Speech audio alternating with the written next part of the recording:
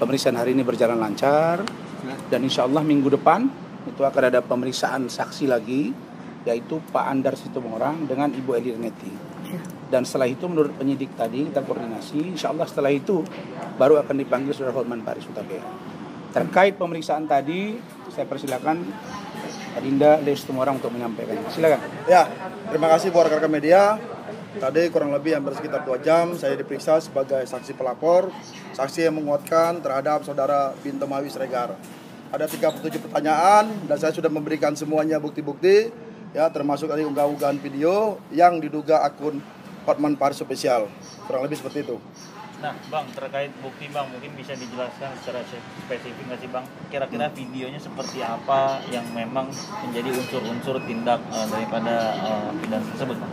Ya, yang videonya itu yang diduga diduga ada video porno, ada juga dari TikTok ya yang berbau busana yang tidak tempatnya ya.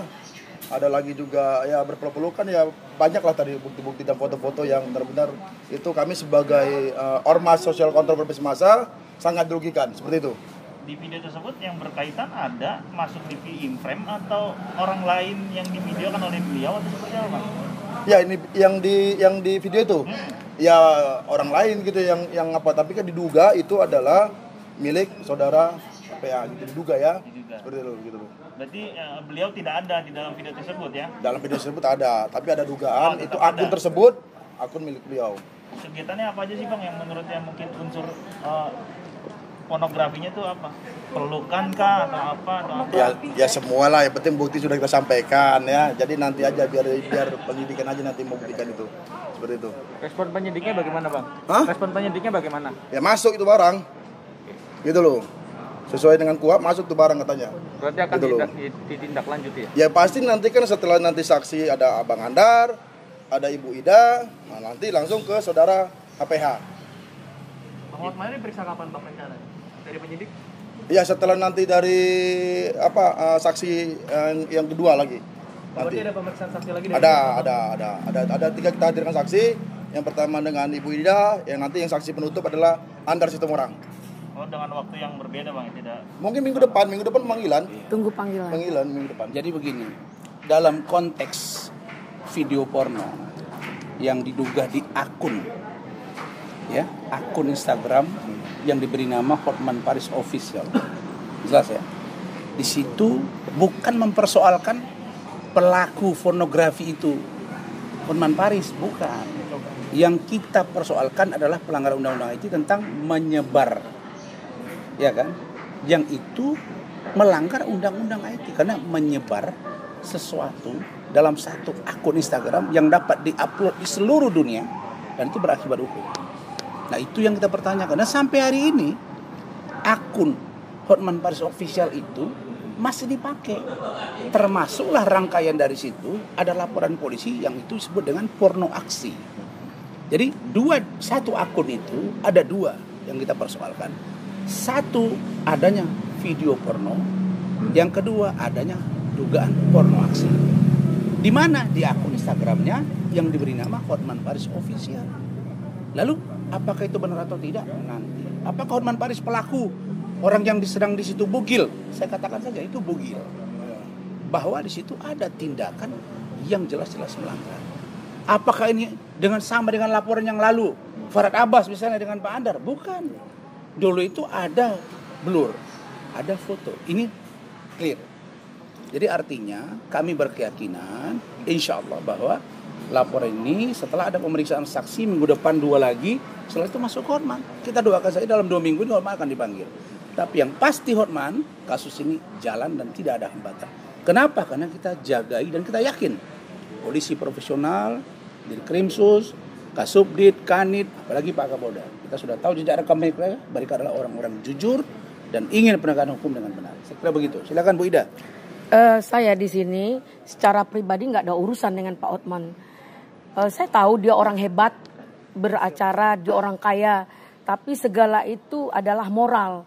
Ketika dia tidak bermoral, tidak beretika, saya menganggap dia seorang pengacara yang biadab, yang mempermalukan pihak perempuan, memperdagangkan perempuan. Dia termasuk sebagai apa yang jual perempuan itu? Germo. Ini contohnya ada sebenarnya. Contohnya ada ini. Nih. Tadi udah sampaikan juga ya. Ini juga sebagai barang bukti kita. Nih. Ini dia bilang, catat nomor telepon saya, bisa dibayar ini perempuan. Ini kurang ajar. Apa ibunya tidak perempuan? Apa anaknya tidak perempuan? Dia merendahkan harga diri perempuan. Di sini yang dikatakan dia biadab. Dia orang itu adalah penegak hukum itu opposium nobile. Itu pekerjaan yang mulia. Ini diunggah nih video ini. Saya dapat dari banyak tempat ini. Pada Korong Merah Jakarta silakan catat nomor telepon saya untuk ini masih panas. Ini belum laku katanya. Kurang ajar ini. Jadi ini apa sudah masuk enggak substansi pada hukum bahwa dia itu termasuk germo. Memperjualbelikan perempuan. Setiap video-videonya berciuman di kolam renang. Berjoget-joget di kolam renang. Mungkin itu pakaian-pakaian itu tidak seksi ketika tidak berpelukan, ketika tidak diunggahnya. Boleh saja. Kecuali yang seperti disampaikannya kalau dia seorang pengacara pakaian seksi pergi ke beracara. Itu pada tempatnya. Oke, kalau baju bikini itu mungkin cocok di kolam renang. Memang itu pada tempatnya. Tapi ketika dia unggah, itu ada unsur. Ketika dia publikasikan, itulah pornografi. Itulah biadabnya Hotman Paris. Kau biadab kau, merendahkan harga diri perempuan. Pelacur aja punya harga diri. Kau unggah-unggah itu. Dan kau juga, wahai perempuan aspri-aspri. Hotman Paris. Kau ada acara lain enggak untuk cari makan? Masa mau diperlakukan seperti itu? Contoh tuh si Iklim, siapa bang? Iklim Hakim itu. Nggak mau diperlakukan seperti itu, dia buat laporan. Jadi kita minta kepada pihak yang berkompeten, tolong dong. Ini sebenarnya nggak delik hukum lagi, nggak delik aduan. Bisa delik umum. Karena ini diunggah loh. Ini followernya yang ngikutin, ini 1.800.000 orang. Gila nggak nih? Jadi benar, kami dari Peradi kecewa dengan beliau. Memalukan. Syukur dia udah dipecat. Bahkan syukur dia udah keluar dari Peradi. Dia menganggap uang adalah segalanya. Ketika orang ingin jadi pengacara, apa cita-cita kalian? Ingin dapat uang? Supaya apa? Bisa beli perempuan kayak Hotman Paris. Bisa punya harta, Lamborghini. Bisa beli berlian-berlian begini-begini. Banyak orang punya harta dan kekayaan. Allah aja yang punya semuanya, tidak sombong. Siapa kau Hotman Paris? Tunggu kehancuran kau. Jika kau terlalu sombong dan angkuh. Mungkin sekian dari saya. Silakan aja, Alfred. Baik, terima kasih rekan-rekan media. Berdampingan tadi ketua umum bang. Tadi saya sudah mendampingi ketua umum FBI, Pak Leus Rumorang SHMA. Jadi sudah cukup jelas semua. Untuk memberikan tadi kesaksian 37 pertanyaan ya. Iya. Nah, untuk nanti perkembangan berikutnya kita akan tetap beritahukan kepada rekan-rekan media. Saya cukup ya. Iya, 39 pertanyaan. Jadi begini, ini akhirnya kan beruntun ya. Beruntun, minggu ini Hotman. Minggu berikutnya lagi ini akan ada Hotman. Ya, saya kira saya pun dapat informasi bahwa keluarga Hotman juga sudah protes ya. Bahwa anaknya juga sudah protes, informasi yang kita dapat ya. Saya pikir ini pembelajaran buat Hotman. Dan bahwa kalaupun dia mengaku handphonenya hilang, kemudian akun Instagram itu bukan milik dia, pertanyaannya kenapa tidak dilaporkan gitu. Jadi laporkan dong bahwa itu hilang, kemudian ada buktinya, lalu kemudian mengganti nama akun Instagram itu. Kan tidak semudah itu juga. Bisa ganti-ganti, kan ada. Itu kan melalui email juga. Nah, kenapa itu masih bisa dipakai? Nah, yang kedua, akun yang sama itu juga sering memposting kegiatan Hotman Paris. Yang itu kata Ibu Ida tadi, ranah private menjadi ranah publik. Dan itu menjadi sangat tidak elok. Nah, karena itu maka yang saya sampaikan, Hotman, ini serangan beruntun. Dan saya sebagai kuasa hukum dan teman-teman ini semua pengacara, kita tidak pernah menyimpulkan. Nah, ini yang harus digarisbawahi.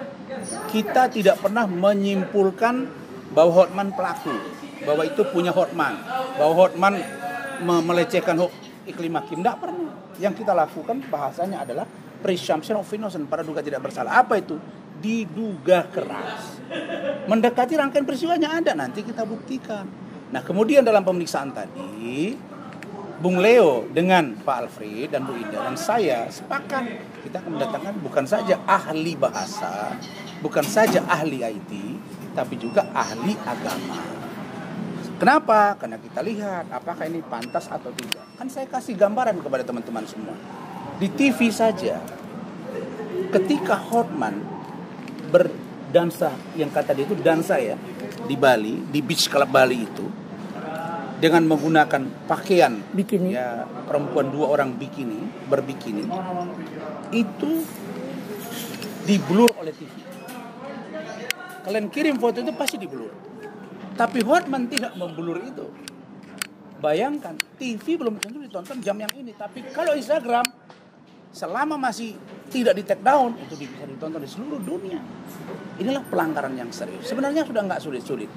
Maka menurut pakar yang menyampaikan kepada saya, termasuk Bang Hormas Tompul, menurut Bang Hormas Tompul, Bang Junifer Girsang juga ada WA, menurut beliau nih, teruskan ke saya. Itu sudah full point. Sudah sempurna udah bukti-buktinya itu. Jadi nggak ada masalah di situ. Insya Allah nanti akan berjalan. Mudah-mudahan ini menjadi pembelajaran semua sehingga lawyer-lawyer muda tidak terinspirasi untuk menjadi seorang lawyer yang kaya raya lalu kemudian dengan gampangnya melakukan ABC dan lain-lain. Tidak juga berorientasi pada uang karena ini sudah belok loh. Dulu Bang Buyung mendirikan LBH itu maksudnya apa? Membantu orang-orang susah. Boleh kita pengacara kaya, tapi kan bukan begitu caranya. Saya kira begitu, ya. Barangkali cukup ya. Terima kasih. Sampai ketemu di lain waktu. Bang, mungkin boleh update sedikit kondisi iklim hakim sekarang seperti apa, Bang? Iklim hakim mulai membaik kesehatannya tentang badannya yang bintik-bintik merah. Dan tadi juga Kim baru WA saya. Dia belum bisa wawancara media karena banyak yang minta dan tetap diarahkan ke saya. Terkait dengan iklim hakim itu minggu ini beliau akan datang ke Kementerian Pemberdayaan Perempuan untuk dilakukan visum fisioterapis sekaligus untuk bagaimana cara menghealing dia untuk dia bisa lebih segar lagi supaya dia fighter untuk menghadapi laporan. Kapan Bang begitu. rencananya dia datang? Mungkin Kamis gitu. Kamis. Iya. Bang, ini lagi ramai nih tentang gosip kalau dia itu hanya settingan, di darahnya itu bohongan atau segala macam. Tanggapan Abang sendiri gimana, Bang? Waduh, bagaimana? Saya itu sampai panik ngurusi itu.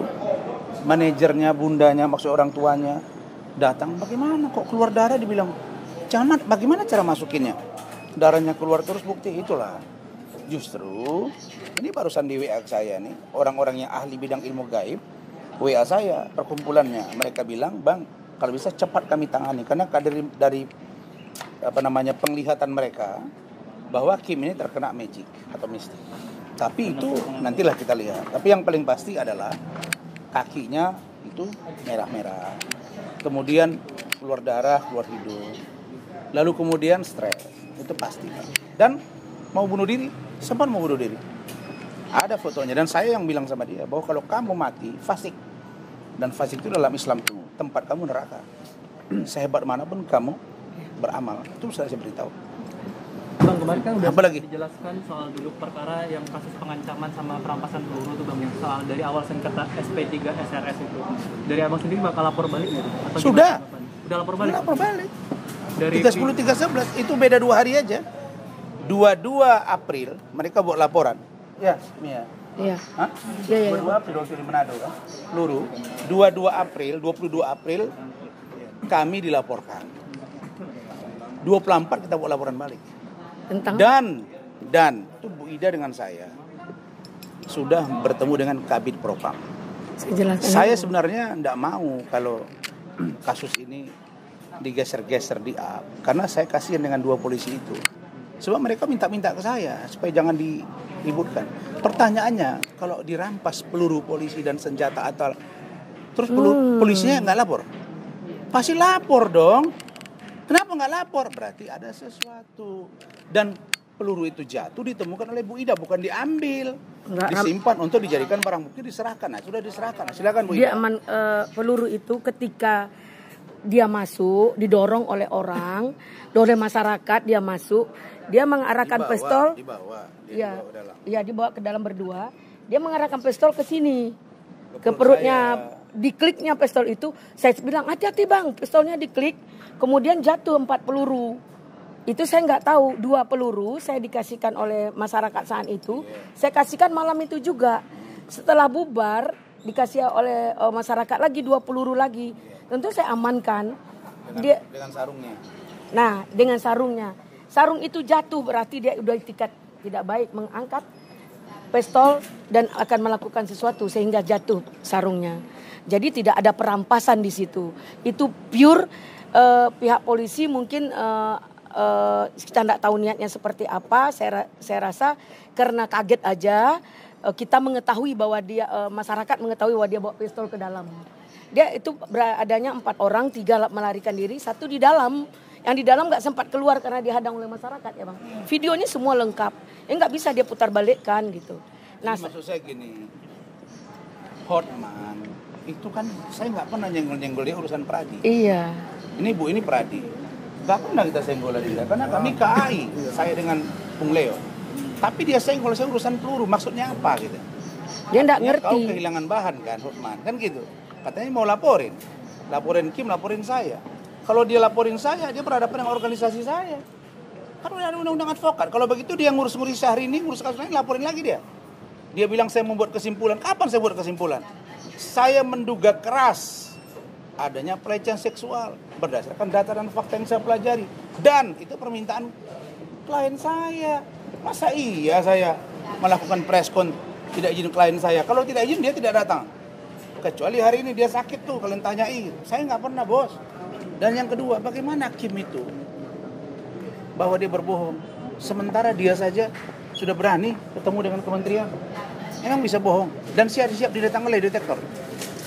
Nah jadi sekarang saya katakan bahwa untuk konteks ini terbukti sudah. Dulu dia bilang Kim itu tidak siapa-siapa. Kemudian dia kirim katanya ada chattingan orang tua. Kemudian terakhir ngakunya hubungan khusus. Dia mau coba membangun opini publik bahwa dia boleh melakukan dugaan kita dengan pelecehan seksual itu dengan hubungan khusus. Kan itu. Kita nggak bego-bego amat. Tapi polisi kan nggak bodoh juga. Nanti kita lihat aja. Tapi gitu. dia memang kehilangan ini bang. Contohnya Pradi itu dimenangkan oleh perkara alam sah. Dia nggak tahu menang itu bang. Kok dia merasa kami menang? Kan itu bullshit juga dia bang. Jadi artinya dia selalu memframing persoalan yang untuk menutupi boroknya gitu. Itu intinya. Berarti ada dugaan Hotman Paris dibalik pelaporan Arnold Sinaga itu ya Pak? Saya bilang dugaan, Nggak tahu bisa juga. jadi. Buktinya dia posting. Saya pernah nggak posting masalah Pradi? Lihat sampai sekarang, nggak ada. Nggak ada.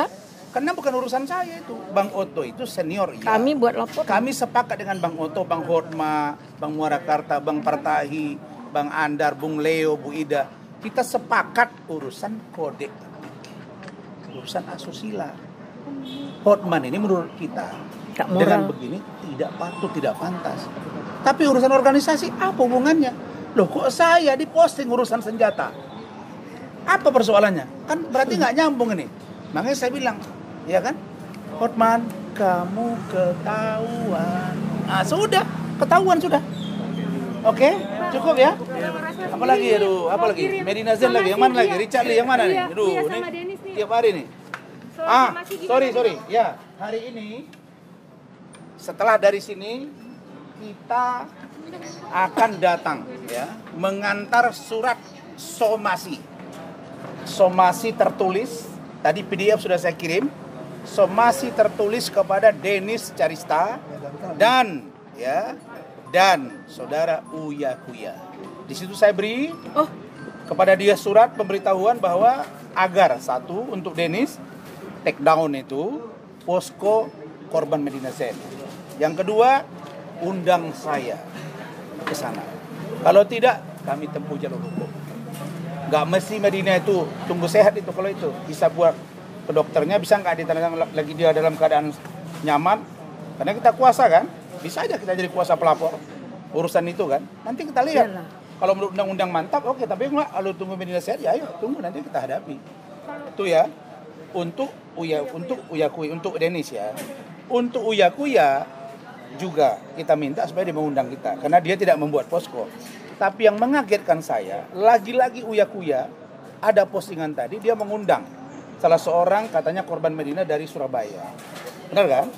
Dan itu dalam rangka apa? Maka saya tanya, Uya Kuya ini, kamu ini penegak hukum atau apa nih? Tanya orang, tapi tanya dulu saya, baru saya jelasin. Nah makanya saya bilang ini orang apa gitu. Malah seorang seperti satu pengacara itu yang nggak ada istri itu, tahu kan? Istrinya 1-2 digugat, 2-2 cerai, terus rumah dibagi 2, malu-maluin. Belajar kau sama saya. Oh, kau tidak bisa belajar kan? Kau masalah agama, kata Allah, saya ini orang Muslim, ya.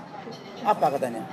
Kalau orang berpikir bagaimana menjatuhkan kamu karena hatinya busuk iri dengki, maka dia tidak tidur 1 malam sampai pagi. Sementara orang yang kamu pikirkan untuk dijatuhkan itu tidur ngorok dia sambil bermimpi. Kamu akhirnya sakit karena kamu nggak tidur. Saya besoknya bangun pagi, rezekimu dipatok ayam. Yang kedua, pahalamu lari ke saya, dosa saya lari ke kamu. Nanti makin kamu nggak dapat jodoh nih. Malu, saya ngurusi istri, ngurusi anak, nggak sibuk ngurusi orang. Lagian kenapa lu cari-cari masalah sama saya? Nggak ada masalah saya dengan dia kok. Tanyain tuh dia tuh. Kemarin yang ada saya ada background foto run, karena itu dekat kantor saya nggak pernah preskon lagi dari ruangan saya. Di luar, pasang juga dia tuh ternyata. Sudah hilang nama ya bro. Udah tenggelam bro. Nah, saya sudah tantang kau kan. Saya telepon kau, nggak berani, kau nggak gentle. Kalau saya bilang, nama kau itu saya sebut, kau sebut nama saya dong. Bilang bipolar, pengacara bipolar. Saya ini mulai dari SD, SMP, SMA, kuliah, saya ini juara pidato. Yang gaya gua nih kau nggak bisa. Makanya kau bilang kau orang sorak, tukang marah-marah. Inilah style Razman. Tidak perlu puluhan tahun jadi lawyer. Allah yang kasih. Saya tetap rendah hati, tapi bukan rendah diri.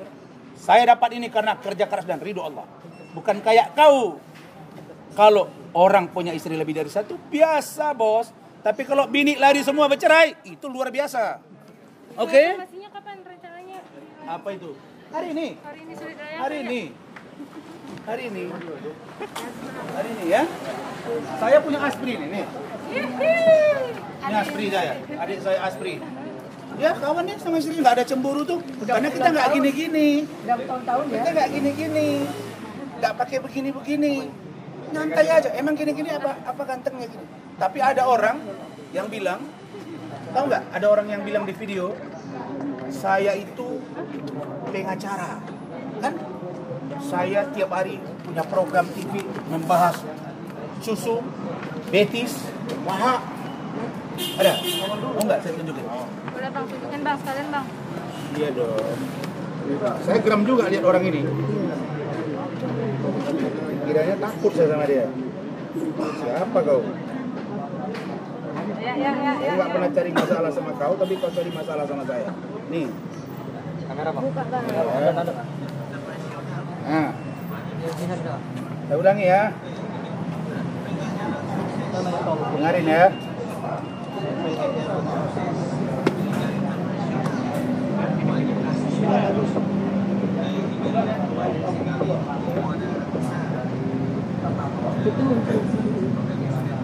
Ini dari dia nih. Saya nggak tahu siapa nih. Tempat sendiri.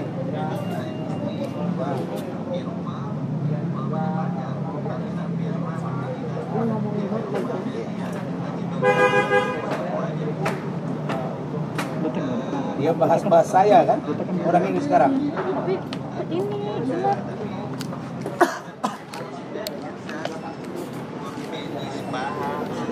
Nah. Suka perempuan tapi sayang istri. Lihat kepada seorang laki-laki yang tinggal di apartemen murah dan juga mencicil kopi murah yang sering mengkritik saya seolah-olah saya mencari popularitas di kopi Joni. Lain mas, saya sudah sangat populer, tidak perlu mencari popularitas lagi.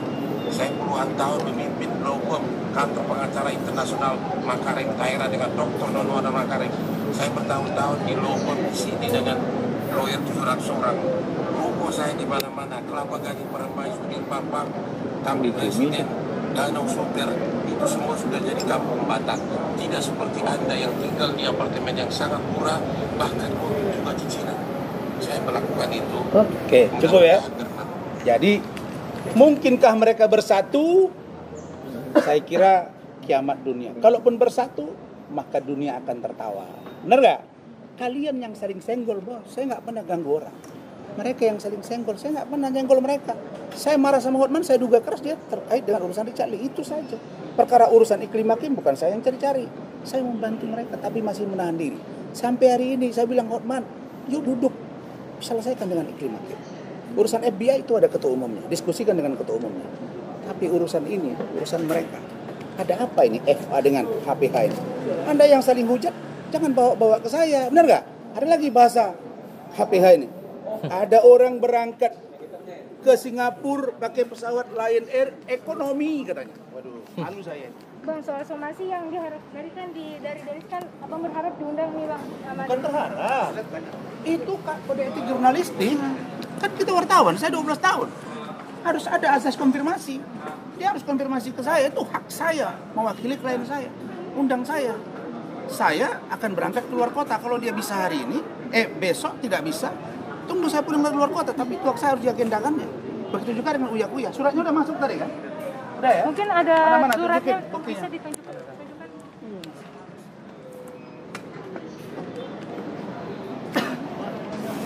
Buka aja. Yang ini dari terima. Mana? Bukan yang mana tadi? Bukti suratnya. Saya juga pernah ke tempat Uya, tapi rumahnya saya kurang ingat saya apartemennya. Kalau saya nggak salah di Kuningan. Udah ini suratnya. Bukan Grab ini. Orangnya tahu nggak orang ini? Nih. Emang ini kan bang. Mas Denis. Nih. Tahan bang. Ini kepada Uya Kuya ya. Tahan bang. Denny sudah ketemu rumahnya, udah dapat alamatnya. Ini Uya Kuya ya. Apa surat apa itu bang? Jelasin bang. Bisa dijelaskan bang, suratnya bagaimana bang? Suratnya ini meminta agar dia tidak lagi membuat acara terkait dengan Medina Zain karena dia sedang sakit. Yang kedua, undang saya. Kenapa? Karena wajib hukumnya untuk konfirmasi. Nah, setelah itu baru kalau dia teruskan lagi kita sampai proses hukum. Itu saja. Kalau dia agendakan, tunggu saya datang. Tapi jangan posting-posting dulu karena dia bukan penegak hukum. Harusnya itu boleh dia dalam rangka apa? Begitu dia tahu ada katanya dugaan penipuan, silakan dulu bilang lapor polisi aja. Biar polisi yang buka posko. Fast Travel di mana poskonya? Indosuria di mana? Poskonya. Jiwasraya di mana? Di polisi. You boleh sekali saja, boleh. Tapi kalau berulang-ulang ada mensreya nanti ada niat jahat, bisa kami kejar itu. Uya Kuya, saya ada yang bilang, nanti dia nggak kawan sama Bang Rasman. Urusan apa saya mau Uya Kuya? Kau sahabat sama saya juga nggak kenal sama kau dong. Sekarang kita saling kenal kok. Kau terkenal, saya terkenal. Saya nggak ganggu kau, tapi jangan ganggu saya. Jalankan tugas saya. Jangan bawa hati. Saya kira itu aja. Terus yang saya heran tuh ngapain tuh para di undang-undang itu bahas-bahas ini. Terus kenapa nggak ada legal standing? Mau cari pembenaran. Begitu juga ada Denis. Saya bilang cadel kok marah. Memang cadel. Terus apa ngomongnya? Hah? Kalau Rasman orang bilang Rasman itu apa namanya? Cadel. Terus Rasman itu gendut, memang gendut. Terus saya marah. Yang marah saya kalau bilang Rasman itu hitam gelap kumal kulitnya, baru saya marah. Karena nggak sesuai dengan badan saya putih bos. Tapi kalau dibilang juga itu si Anu itu, kamu dibilang nih hitam kumal, pasti kamu marah karena kamu putih. Kalau sesuai dengan kondisi fisik, apa yang salah di situ? Yang benar kok. Rasman itu memang botak penampilan, memang botak. Mau bilang apa saya? Pakai wig. Kayak dia tuh. Kayak si kawan saya itu yang udah pernah ditahan 1 malam di sini.